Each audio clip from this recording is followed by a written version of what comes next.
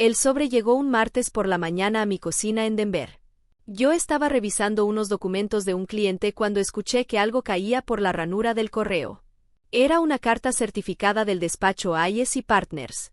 Decía que yo, Kendra Walls, era la principal beneficiaria de la herencia de mi abuelo Víctor Walls, valuada en más de $21 millones. Mi papá ya me había echado de la casa de mi abuelo después del funeral. Yo había estado viviendo ahí temporalmente con mi hija pequeña, pero él me dijo que ya no teníamos derecho a quedarnos. Quería la casa. Quería el dinero. Y pensaba que podía quedarse con todo. No le dije nada sobre la carta. Ahora me alegro de haber guardado silencio. Una semana después, mi abogado, Daniel Hayes, me llamó y me pidió que fuera a su oficina lo antes posible. Cuando llegué, puso una pequeña memoria USB sobre el escritorio. Tu abuelo dejó esto, me dijo. Es una grabación que hizo unos meses antes de morir. Conecté la memoria a la computadora. De pronto, escuché la voz de mi abuelo. Era tranquila, clara y firme. Lo que dijo después me dejó completamente paralizada. Mi abuelo había dejado una explicación sobre todo lo que estaba ocurriendo y había revelado cosas que mi papá había estado haciendo a escondidas. Pero para entender la grabación, primero tengo que contar cómo era mi relación con mi abuelo. Víctor Walls había trabajado durante décadas en bienes raíces comerciales en los alrededores de Denver. Desde los años 80 compró pequeños edificios y locales que otros inversionistas ignoraban. Los reparaba, los rentaba y esperaba. Con los años, esas propiedades aumentaron muchísimo de valor. Mi abuelo nunca fue de gastar sin pensar. Revisaba personalmente sus contratos, cuentas y documentos. Siempre decía que los detalles pequeños podían cambiarlo todo. Yo era muy cercana a él. Después de convertirme en madre soltera, seguí visitándolo varias veces al mes. Mi trabajo como abogada de planificación patrimonial me mantenía ocupada, pero siempre encontraba tiempo para él. También hablábamos por teléfono. Él preguntaba por mi hija, por mi trabajo y hasta recordaba pequeños detalles que yo le había contado semanas antes. Nunca le pedí dinero. Nunca le pedí favores. Simplemente quería estar con él. Con mi papá, Marcus, la relación era diferente. Marcus aparecía cada vez que mi abuelo necesitaba ayuda. Tomaba fotografías y las publicaba en internet diciendo que la familia siempre debía estar unida. Pero yo había comenzado a notar algo. Cada vez preguntaba más sobre las propiedades, las cuentas y los documentos de mi abuelo. Decía que lo hacía para protegerlo. Sin embargo, sus preguntas siempre terminaban hablando de dinero y control. Incluso llegó a sugerir que mi abuelo le diera acceso a algunos documentos financieros. Mi abuelo nunca aceptó. Mi mamá, Teresa, casi siempre apoyaba a Marcus. Mi hermano Derek vivía en otro estado y apenas se involucraba. Mi hermana Brooke evitaba las discusiones familiares. Cuando la salud de mi abuelo comenzó a empeorar, Marcus tomó el control de casi todo. Él eligió una residencia para mi abuelo y se encargó de la mudanza. Yo seguí visitándolo. Le llevaba sus libros favoritos y algunas cosas de su antigua casa. A veces jugábamos cartas. Aunque estaba débil, todavía sonreía cuando me veía. Después, una mañana, recibimos una llamada de la residencia. Mi abuelo había muerto mientras dormía. Lo peor fue que ni siquiera me avisaron directamente sobre el funeral. Me enteré por otra persona. Cuando revisé el obituario, vi algo que me dolió mucho. Mi nombre ni siquiera aparecía. Días después, Marcus me llamó y me pidió que fuera a la casa de mi abuelo para ordenar algunas de sus cosas. Fui con mi hija. Cuando llegamos, Marcus y Teresa estaban rodeados de cajas y documentos. Mi hija se sentó en el sofá con un libro mientras yo hablaba con ellos.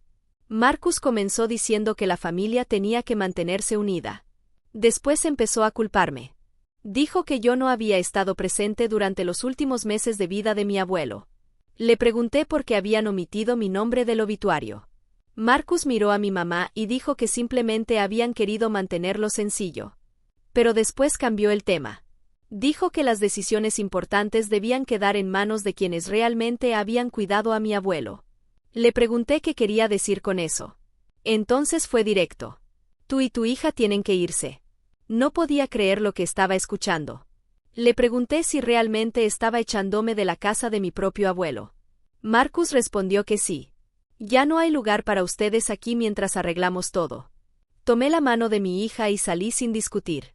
No sabía que, en ese momento, mi abuelo ya había dejado una última jugada preparada. Y una semana después, esa grabación cambiaría todo. La grabación de mi abuelo. Tomé la bolsa de mi hija y mi abrigo. Salimos de la casa sin decir una sola palabra. Manejé unos minutos y me estacioné. Me quedé mirando el volante, tratando de entender lo que acababa de pasar. Mi papá me había echado de la casa de mi abuelo. Pero yo todavía no le había contado que tenía una carta donde decía que era la principal heredera de más de 21 millones de dólares. Decidí mantenerlo en secreto. Esa noche llamé al despacho de abogados que había enviado la carta. Necesito hablar con Daniel Hayes, dije. Es urgente. A la mañana siguiente, Daniel me llamó y me pidió que fuera a su oficina. Después de dejar a mi hija con una persona de confianza, manejé hasta el despacho. Daniel me recibió en una sala privada. Era un hombre mayor, tranquilo y muy serio. Abrió una carpeta y confirmó lo que ya había leído en la carta. Yo era la principal beneficiaria del testamento de mi abuelo. La herencia incluía más de 21 millones de dólares, además de propiedades comerciales y varias cuentas de inversión. Daniel me explicó que mi abuelo había actualizado su testamento y su fideicomiso años antes. Pero había hecho una última modificación después de mudarse a la residencia. Todos los documentos estaban firmados y habían sido preparados correctamente. Entonces Daniel sacó una pequeña grabadora digital. Tu abuelo dejó esto para ti, dijo. Sentí un nudo en el estómago. Presionó el botón. La voz de mi abuelo llenó la habitación. Kendra, si estás escuchando esto, significa que ya no estoy aquí. Me quedé completamente quieta. Mi abuelo explicó que durante los últimos años había observado cuidadosamente el comportamiento de mi papá, Marcus. Había notado que Marcus hablaba cada vez más sobre sus propiedades, sus cuentas y sus documentos financieros. También había intentado conseguir acceso a información que mi abuelo nunca le había autorizado. Después habló de mí. Dijo que yo nunca le había pedido dinero. Que seguía visitándolo aunque estuviera ocupada. Que siempre preguntaba por él y por mi hija. Y que para él eso valía mucho más que las fotografías que Marcus publicaba en Internet. Entonces llegó la parte que nunca olvidaré. Mi abuelo dijo que había decidido dejarme la mayor parte de su patrimonio porque había visto quién estaba a su lado por cariño y quién estaba ahí por interés. La grabación terminó. Yo no pude hablar. ¿Puedes ponerla otra vez? Pregunté. Daniel volvió a reproducirla. Esta vez tomé notas. Después pedí copias del testamento, del fideicomiso y de la grabación. Daniel ya tenía todo preparado. Me entregó una carpeta y una memoria USB. Regresé a casa con todo eso a mi lado. Esa tarde escuché la grabación una tercera vez. Cada palabra de mi abuelo confirmaba lo que yo había comenzado a sospechar. Mi papá llevaba meses intentando tener control sobre sus propiedades y sus cuentas. Mi abuelo lo había visto todo. Y había tomado una decisión antes de morir. Pensé en mi hija. Sabía que ya no podía quedarme callada solamente para evitar problemas familiares. Organicé todos los documentos, hice copias y guardé la memoria USB en un lugar seguro. 2 días después, Marcus me llamó. Tenemos que reunirnos para hablar de los asuntos de papá, dijo. Me dio una hora y una dirección. Acepté. Cuando llegué a la casa, todos estaban reunidos. Marcus estaba sentado al frente. Teresa estaba junto a él. Derek y Brooke también estaban ahí. Había otro hombre que no conocía. Marcus lo presentó como nuestro primo Justin. Marcus comenzó a hablar sobre la familia y sobre lo importante que era repartir todo de manera justa.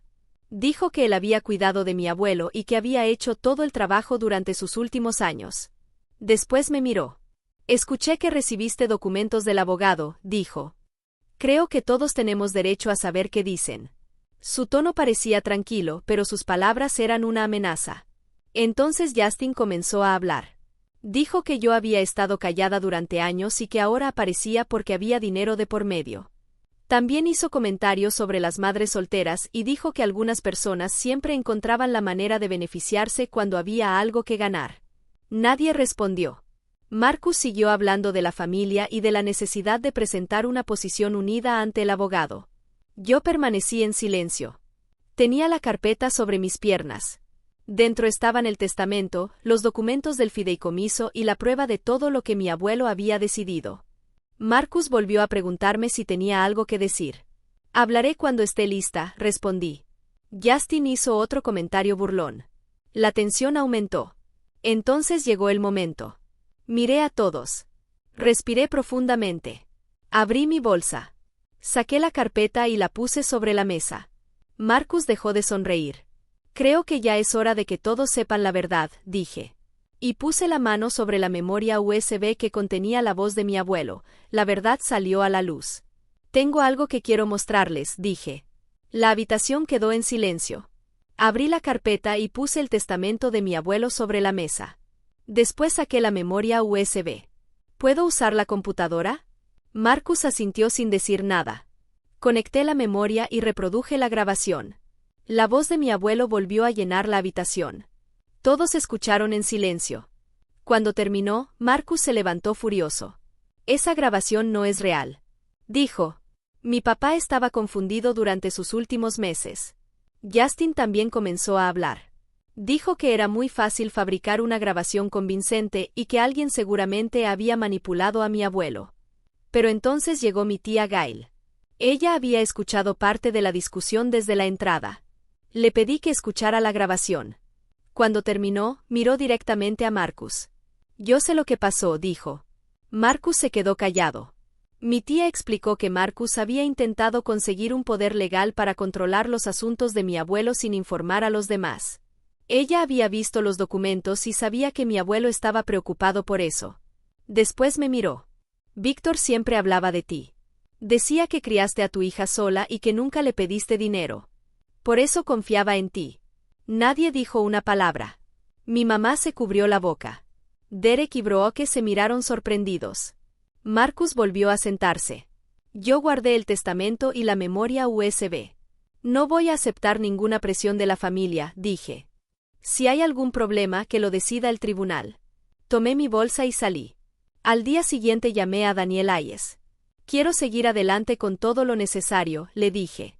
Daniel comenzó a preparar los documentos para el Tribunal de Sucesiones de Denver. Marcus presentó una demanda diciendo que mi abuelo había sido influenciado. Pero los documentos demostraban que Víctor había tomado sus decisiones con ayuda de abogados independientes y que había dejado claras sus intenciones. La audiencia fue rápida. El juez revisó el testamento, los documentos y la grabación. Finalmente falló a mi favor. La demanda de Marcus fue rechazada. La decisión fue clara. Después del juicio, Marcus tuvo que vender varias propiedades para pagar sus gastos legales. También perdió clientes y personas con las que hacía negocios comenzaron a alejarse. Meses después mi mamá se separó de él. Derek y Brooke dejaron de responderle. Justin desapareció de las reuniones familiares. Marcus intentó comunicarse conmigo una vez por medio de otra persona. No respondí. Usé parte de la herencia para crear un fondo para la educación de mi hija. También fundé una pequeña organización para ayudar a adultos mayores que enfrentan problemas económicos causados por familiares. Me mudé con mi hija a otra zona de Denver. Empezamos de nuevo. Mi hija se adaptó rápidamente a su nueva escuela y yo continué trabajando como abogada, aunque reduje algunos casos para pasar más tiempo con ella. El dinero no cambió quién era. Solo me dio la oportunidad de proteger el futuro de mi hija y ayudar a otras personas. Corté todo contacto con Marcus. Con el tiempo entendí algo importante. El dinero puede destruir una familia cuando la codicia vale más que el amor. Pero la verdad, los documentos y la paciencia pueden proteger lo que realmente importa. Mi abuelo había dejado mucho más que una herencia. Me dejó una última prueba de que siempre había visto quién estaba a su lado por amor y quién estaba ahí por interés. Y gracias a esa grabación, mi hija y yo pudimos comenzar una nueva vida.